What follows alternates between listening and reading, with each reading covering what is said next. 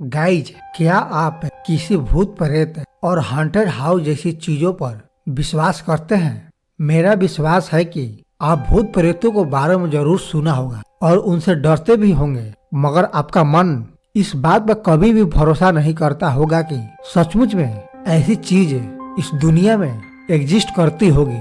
आपका विश्वास पूरा यकीन में यानी कि कभी भी इस पर पक्का नहीं होगा। लेकिन गाइज, आज हम जिस कहानी के बारे में या आज जिस हम हॉन्टेड हाउस के बारे में बात करने वाले हैं वो सच में गाइज बहुत ही ज्यादा खौफनाक और डरावनी है। इस घर की कहानियां ऐसी है कि अगर कोई जिंदा इंसान एक बार भी सुन ले तो उसकी रूह तक कांप जाएगी, उसके शरीर में अजीब सी सिहरन पैदा होगी और वह ना चाहते हुए भी डरने लगेगा। दोस्तों, आज की कहानी उत्तर प्रदेश के मोहन शर्मा की है और ये जो मोहन शर्मा थे वह एक पेशे से पोस्ट ऑफिस में पोस्ट मैनेजर होते हैं, मगर इनकी हाल ही में नौकरी का तबादला एक दूसरे जगह जिसका नाम बहराइच होता है वहाँ पर ट्रांसफर कर दिया जाता है। और मजबूरी में उन्हें अपने नौकरी करना था, इसलिए वहाँ उन्हें जाना पड़ता है। तो गाइज, मोहन शर्मा बहराइच के तो रहने वाले नहीं थे, इसलिए उन्हें रहने के लिए एक घर चाहिए था, मगर वो घर उन्हें दिलवाए तो कौन दिलवाए, वहाँ पर उन्हें कोई भी नहीं पहचानता था। इसलिए वह वहाँ घर ढूंढने के लिए एक लोकल एजेंट को हायर कर लेते हैं जो उनके लिए वो घर ढूंढने का काम करने वाला था। और वह एक घर ढूंढकर मोहन शर्मा को घर देखने के लिए बुलाता है। क्योंकि गाइज, मोहन शर्मा को एक घर चाहिए था, इसलिए वो अपनी पूरी फैमिली के साथ उस घर को देखने चले जाते हैं। उनकी फैमिली में एक बीवी होती है और सिर्फ 2 बेटियां होती है। बड़ी बेटी का नाम पुष्पा होता है, जबकि छोटी बेटी को वे लोग सिमरन नाम से पुकारते थे।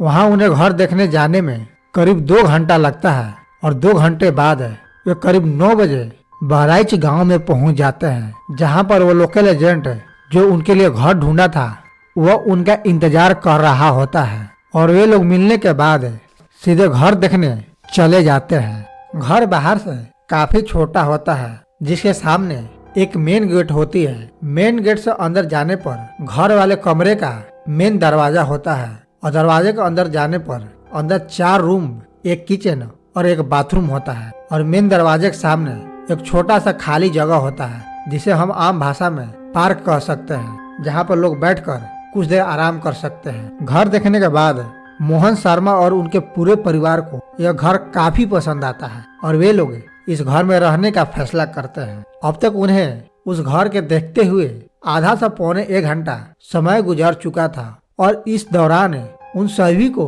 यहाँ एक अलग एहसास हो रहा था, जैसे मानो कोई उनके साथ साथ घूम रहा हो मगर उन्हें दिखाई नहीं दे रहा हो। उन्हें हर पल यही महसूस हो रहा था कि यहाँ पर कोई और भी व्यक्ति है जो उनकी नजरों से बाहर है। मगर दोस्त, वहाँ पर लोकल एजेंट को छोड़कर सचमुच में कोई भी व्यक्ति नहीं था। तभी मोहन शर्मा के बेटी का तबीयत अचानक बिगड़ने लगता है। यह मोहन शर्मा की बड़ी बेटी पुष्पा होती है और पुष्पा जोर जोर से उल्टी करना शुरू कर देती है। उसका शरीर एकदम गर्म लोहे की तरह तप रहा होता है। मगर सोचने वाली बात यह है कि इससे पहले पुष्पा का तबीयत बिल्कुल ठीक होता है। उसे किसी तरह की कोई समस्या नहीं थी और न ही उसे बुखार था। फिर अचानक उसका तबीयत कैसे बिगड़ गया ये किसी को समझ नहीं आ रहा था। पुष्पा अभी भी लगातार उल्टी करती जा रही थी। इस दौरान परिवार के सभी सदस्यों को कुछ नहीं समझ आया और वे अपनी बेटी को लेकर पास ही के एक डॉक्टरी में चले जाते हैं, जो वहां से बस 5 मिनट की दूरी पर स्थित होता है। डॉक्टर तुरंत पुष्पा का चेकअप करते हैं और चेकअप करने के बाद वे पुष्पा के परिवार वाले को बताते हैं कि पुष्पा को तो कुछ हुआ ही नहीं है, वो बिल्कुल ठीक है। उसे देखकर ऐसा लगता ही नहीं है कि उसका तबीयत खराब होगा। ये सारी चीजें हैरान करने वाली थी। पुष्पा के परिवार को यह नहीं समझ आ रहा था कि आखिर डॉक्टर क्या कह रहे हैं। अभी जस्ट 5 मिनट पहले पुष्पा खूब उल्टियाँ कर रही थी, उसका शरीर गर्म लोहे की तरह दिखा हुआ था। अब ये डॉक्टर बताते हैं कि पुष्पा का तबीयत ही खराब नहीं है। पुष्पा का माँ अपनी बेटी पुष्पा से उसका तबीयत जानने की भी कोशिश करती है, तो उधर से पुष्पा भी बताती है कि वो बिल्कुल ठीक है और उसे क्या हुआ है उसे मालूम ही नहीं है। वो यहाँ तक बताती है कि उसे इस डॉक्टरी में क्यों लाया गया है उसे यह भी पता नहीं था। वो बस इतना कहती है कि उसका शरीर अब हल्का महसूस हो रहा है, जैसे कोई भारी वस्तु उसके शरीर से हटा दी गई हो। आखिर पुष्पा इस तरह की बातें क्यों कर रही थी ये किसी को समझ नहीं आ रहा था, और ना ही डॉक्टर को। अभी तक सबको यही लगा कि यात्रा के दौरान पुष्पा को थकान हो गया होगा, इसलिए वह इस तरह की बातें कर रही है। मगर वह एजेंट जिसने यह घर दिखाने के लिए पुष्पा के पिता को बुलाया था, वह इस दौरान वहां से चुपके निकलने की कोशिश करने लगता है। वह यहाँ तक कि पुष्पा के पिता से नजरें भी नहीं मिलाता है और ना ही कुछ कहता है और वहां से चला जाता है। इसके बाद पुष्पा के पिता भी अपने पूरे परिवार को लेकर डॉक्टरी से चले जाते हैं और अगले 2-3 दिन बाद वह उस घर में शिफ्ट होने का फैसला करता है। और जैसे ही 2-3 दिन गुजरता है, वो अपने पूरे फैमिली के साथ सारा सामान लेकर उस घर में पहुंच जाते हैं। जब पहले दिन वे लोग उस घर में जाते हैं, उन लोगों का पूरा समय एक दिन घर को सजाने और सामान को सरियाने में ही गुजर जाता है। शर्मा फैमिली के लिए यह घर एक ड्रीम घर जैसा था, क्योंकि इन लोगों को यह घर काफी पसंद आया था। इसलिए वे लोग इस घर को सजाने में कोई भी कमी नहीं रहने देना चाहते थे। यहाँ तक कि वे लोग इस घर को सजाने के लिए मार्केट से सामान लाने भी जाते हैं और सामान को लाने के बाद घर को पूरी तरह से सजा देते हैं। अब यह घर देखने में काफी सुंदर लग रहा था और रात को करीब 7 बजे खाना खाने के बाद सभी लोग सो जाते हैं। फिर जैसे ही सुबह होता है, सभी लोग उठते हैं और घर के काम में लग जाते हैं। मोहन शर्मा करीब 9 बजे घर से ड्यूटी के लिए निकल जाते हैं। अब घर पे 2 बेटियां और माँ थी। दूसरे दिन भी उनका घर के कामों में ही समय गुजर जाता है और जैसे ही शाम होती है, मोहन शर्मा अपना ड्यूटी पूरा कर घर आ जाते हैं। फिर वे लोग फिर 7 बजे खाना खाते हैं और सोने के लिए चले जाते हैं। अब तक घर के सभी सदस्य सो गए थे। अब करीब रात के 1 बजने लगा था। तभी इसी दौरान मोहन शर्मा की छोटी बेटी सिमरन को प्यास लग जाता है और वो पानी पीने के लिए किचन में जाने लगती है। वह जैसे ही बरामदे में पहुंचती है तो उसे ऐसा महसूस होता है कि कोई उसके ठीक पीछे पीछे चल रहा है। उसे उसके पैरों को भी आवाज सुनाई दे रही थी, टप टप टप। वो इन आवाजों को साफ साफ सुन पा रही थी। फिर वो पीछे मुड़ के देखती है और अगल बगल भी देखती है, मगर उसे वहाँ पे कोई दूसरा शख्स मौजूद दिखाई नहीं देता है। तभी उसकी नजर एक कोने की तरफ पड़ती है। उस कोने में एक काली रंग की बिल्ली होती है। इस बिल्ली को देखकर सिमरन सोचती है कि शायद इस बिल्ली के पैरों का आवाज होगा और वो बेफिक्र होकर किचन में चली जाती है। फिर वह एक गिलास उठाती है और नल से पानी भरने के लिए नल के पास जाती है, मगर वो जैसे ही नल के पास पहुंचती है और गिलास नल के नीचे रखती है,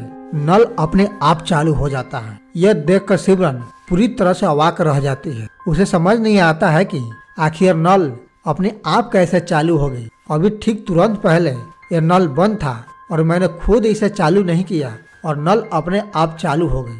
तभी इसी पर्टिकुलर टाइम के दौरान उस किचन के बत्तियां भी जलने बुझने लगती है। सिमरन अब थोड़ा थोड़ा घबराने लगी थी।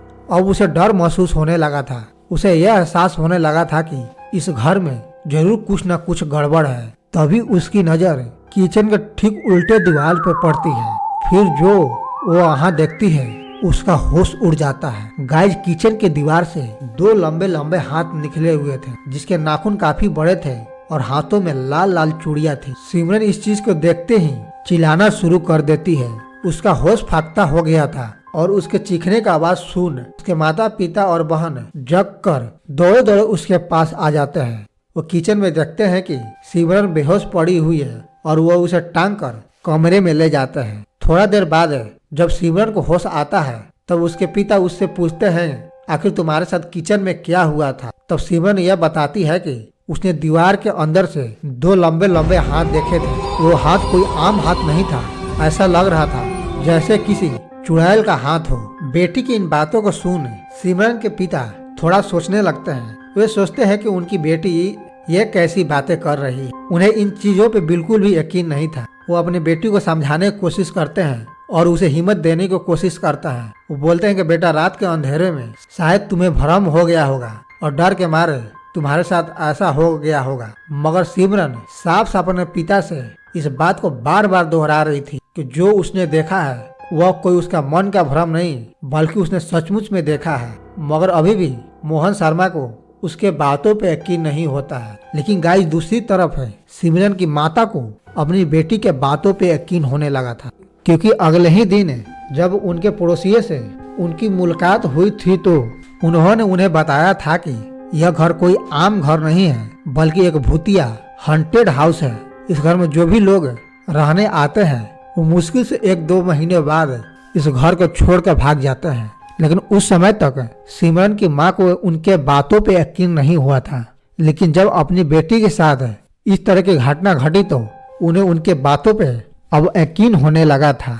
फिर गाइस अब सिमरन की माँ यह फैसला कर लेती है कि वह इस घर को जल्द से जल्द छोड़ के चले जाएंगे। इसके लिए वे लोग दूसरा घर भी देखने लगते हैं, पर उन्हें अभी कोई दूसरा घर नहीं मिला था। इसलिए मजबूरी में अगले दिन भी उन्हें उसी घर में रहना पड़ता है। डर के मारे किसी को नींद नहीं आ रही थी, लेकिन फिर भी धीरे धीरे सभी को नींद आ जाती है और सभी लोग सो जाते हैं। लेकिन रात को करीब 1 बजे सिमरन की माँ को चूड़ियों और पायल की आवाज आती है। वे धीरे से अपनी बेड से उठती हैं और गेट के सामने छिपकर बरामदे में देखने की कोशिश करने लगती है। उन्हें बरामदे में उस समय कोई नहीं दिखाई दे रहा था, मगर चूड़ियों और पायल की आवाज अब पहले से ज्यादा तेज आवाज में बजने लगी थी।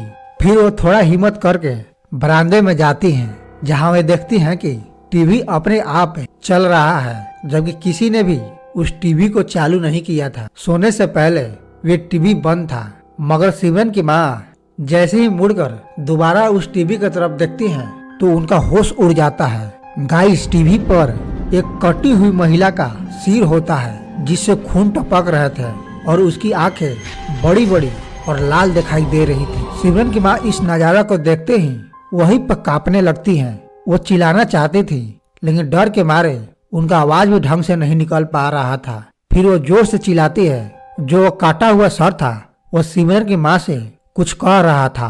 वो धीरे धीरे बुदबुदाते हुए वो सिमरन की माँ से कुछ कहना चाह रहा था। वो सिर धीरे से बोलता है, आज की रात तुम सबकी आखिरी रात होगी। ये सुनते ही सिमरन की माँ थोड़ा हिम्मत कर जोर से चिल्लाती है और उनके चीखने की आवाज सुन उनके पति मोहन श्रीवास्तव और दोनों बेटियां जग कर बरामदे में आ जाते हैं। वे लोग भी अपने सामने एक काटा हुआ सिर देखते हैं। वे सिर को साफ तौर पे देख पा रहे थे, मगर किसी को कुछ समझ नहीं आ रहा था अब क्या किया जाए और उनके साथ क्या होने वाला है। फिर से वो सर उन सभी से कहती है कि आज की रात तुम सभी की आखिरी रात होने वाली है। ये सुन सभी वहीं पे कांपने लगते हैं। तभी अचानक मुंडी टीवी के ऊपर से गायब हो जाता है। सभी लोग चारों तरफ मुड़कर देखने लगते हैं, लेकिन वो मुंडी किसी को दिखाई नहीं दे रही थी।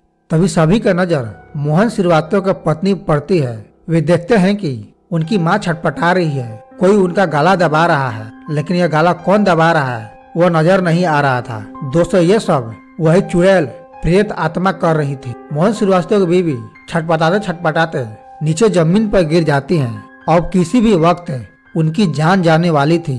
तभी मोहन श्रीवास्तव दौड़ते हुए पूजा वाला कमरा में जाते हैं और वहां से गंगा जल लाकर अपनी बीवी पर छिड़कते हुए हनुमान चालीसा जोर जोर से पढ़ना शुरू कर देते हैं। और माँ थोड़े ही देर में भगवान के शक्ति के कारण वो आत्मा उनकी बीवी को छोड़ चली जाती है और उनकी बीवी उठकर खड़ी हो जाती है। इसके बाद सभी लोग उसी रात उस घर को हमेशा हमेशा के लिए छोड़ देते हैं। यहाँ तक कि वे अपना सामान ले जाना भी जरूरी नहीं समझते थे और सामान को वहीं छोड़ वे लोग भाग जाते हैं और दोबारा कभी भी उस घर में अपने सामान को लाने नहीं जाते हैं। दोस्तों ये कहानी आपको कैसी लगी कमेंट को जरूर बताएं।